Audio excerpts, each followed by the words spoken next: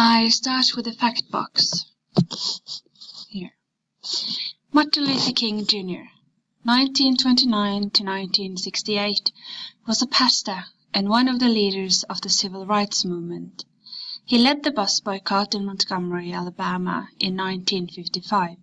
He used non-violent methods to fight for civil rights. King received the Nobel Peace Prize in 1964. Martin Luther King Jr. was assassinated on April 4, 1968, and he wrote a speech, I Have a Dream, which is one of the most famous speeches ever written. Martin Luther King Jr., I Have a Dream.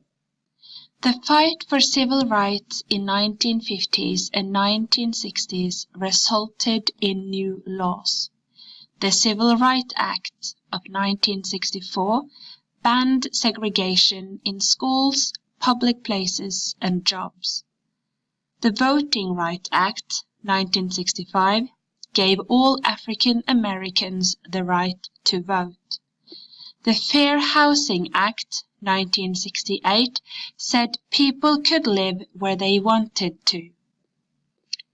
The situation was still dangerous for many civil rights workers because they were often violently attacked by their opponents.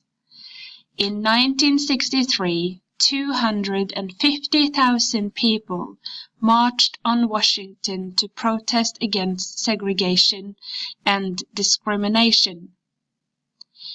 Martin Luther King Jr. gave his famous speech, I Have a Dream, to the marchers. In this speech, King talks about his hopes for the future. Here is an excerpt from the speech. I have a dream. And so, even though we face the difficulties of today and tomorrow, I still have a dream. It is a dream deeply rooted in the American dream. I have a dream that one day this nation will rise up and live out the true meaning of its creed.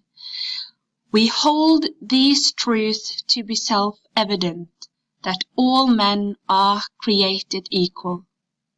I have a dream that one day on the red hills of Georgia, the sons of former slaves and the sons of former slave owners will be able to sit down together at the table of brotherhood.